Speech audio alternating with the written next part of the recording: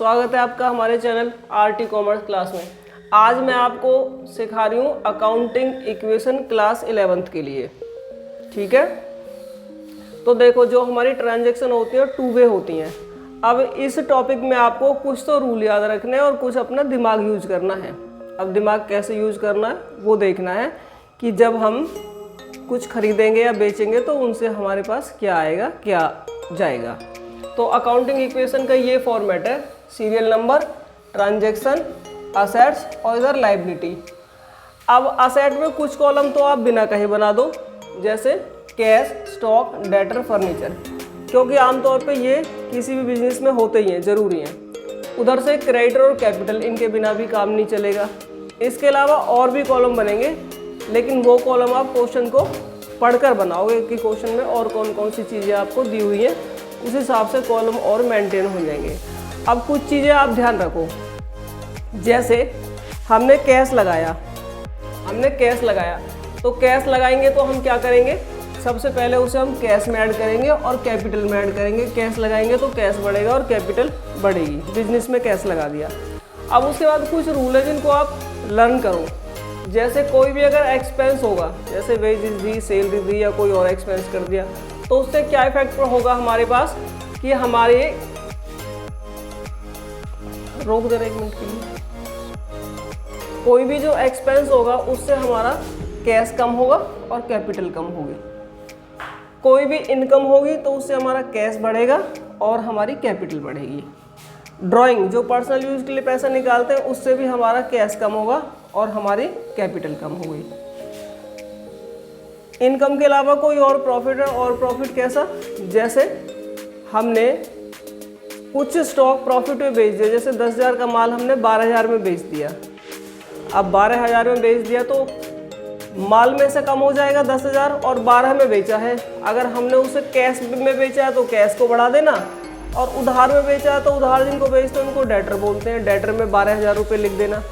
अब अगर 10 के माल को आप 12 में सेल कर रहे हो, यानी कि 10,000 की जो गुड्स है आपने 12,000 में सेल कर दी, तो आपको प्रॉफिट कितने का हुआ, 2,000 का। उस प्रॉफिट को आप कैपिटल में ऐड कर देंगे। मैंने इसमें हेडिंग क्या दिया कि प्रॉफिट अगर होगा तो ऐड इन रिलेटेड आइटम, जैसे डेटर का है तो डेटर में ऐड हुआ और दोबारा उसे कैपिटल में ऐड करना है। इसी तरीके से लॉस हुआ या डेप्रिसिएशन हो गया किसी एसेट पे, से बिल्डिंग पे डेप्रिसिएशन लग गया तो लेस इन रिलेटेड आइटम, जैसे बिल्डिंग का तो बिल्डिंग से ही लेस होगा, किसी और चीज़ का तो उसमें से लेस होगा और कैपिटल में से लेस होगा। अब ये तो हुए हमारे अकाउंटिंग इक्वेशन के रूल। अब मैं आपको इसमें स्टूडेंट एक एग्जांपल और समझो इसका, अकाउंटिंग इक्वेशन का ही एग्जांपल नंबर 6। इसमें कुछ ट्रांजैक्शन थोड़ी सी अलग भी हैं, पहले उनके बारे में ज़रा सुन लो। Outstanding expenses. आउटस्टैंडिंग एक्सपेंसेस क्या होता है, expenses due but not paid. ठीक है, ये हमारी लायबिलिटी होती है। तो इसके लिए हमें लायबिलिटी साइड में सेपरेट कॉलम बनाना पड़ेगा, और लॉस तो होगा ही, और कैपिटल में से हम इसे लेस करेंगे। एक हमारा होता है प्रीपेड एक्सपेंसेस, यानी कि टाइम से पहले जो आपने एक्सपेंस दे दिए, ये असेट्स बन जाता है, पर प्रीपेड है, दिया तो है, इसलिए कैश तो कम होगा, और आप इसे प्रीपेड एक्सपेंस के नाम से असेट साइड में सेपरेट कॉलम मेंटेन करेंगे इसके लिए। जैसे एग्जाम्पल नंबर 6 को देखिए, इसमें कैश, स्टॉक, प्रीपेड एक्सपेंस, ये असेट साइड के कॉलम है। लायबिलिटी में क्रेडिटर, आउटस्टैंडिंग एक्सपेंसेस और कैपिटल के कॉलम है।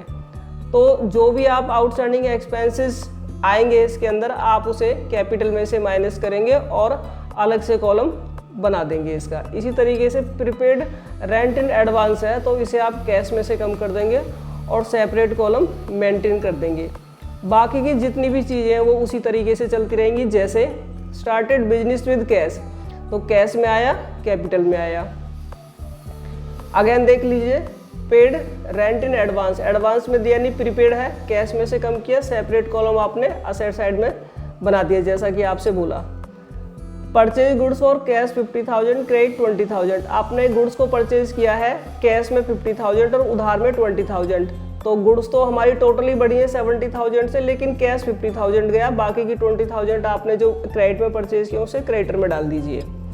Sold goods for cash 80,000, costing 40,000। अब इसमें क्या है कि 40,000 वाला जो माल है आपने 80,000 में सेल कर दिया, प्रॉफिट कितने का हुआ 40,000 का। सबसे पहले जो प्रॉफिट हुआ उसे कैपिटल में ऐड कर लीजिए और स्टॉक में से 40,000 लेस कीजिए और कैश में 80,000 ऐड कर दीजिए, क्योंकि बेच करके पैसा 80,000 आया है। अगला पेड सैलरी इन कैश 4500 और आउटस्टैंडिंग 1000, यानी कि जो सैलरी आपने दी है वो 4500 है और जो नहीं दी आउटस्टैंडिंग है वो 1000 है। तो जो पे कर दी है वो तो एक्सपेंसेस हो गया, उसे कैश में से कम करिए और कैपिटल में से कम करिए। और जो 1000 अभी देना है यानी आउटस्टैंडिंग है वो कैपिटल से तो कम होगा ही, लेकिन सेपरेट कॉलम उसका लायबिलिटी साइड में बन जाएगा क्योंकि वो पैसा गया नहीं अभी। Bought motorcycle for personal use, personal use के लिए मोटरसाइकिल खरीदी। तो भाई पर्सनल यूज़ तो सभी ड्राइंग होते हैं, पैसे तो गए होंगे मोटरसाइकिल खरीदने में, तो कैश में से कम कर दिया आपने 30,000 और ड्राइंग होने के नाते आपने कैपिटल में से कम कर दिया। अब ये लास्ट की आपकी फाइनल इक्वेशन है, ये आपका आंसर है।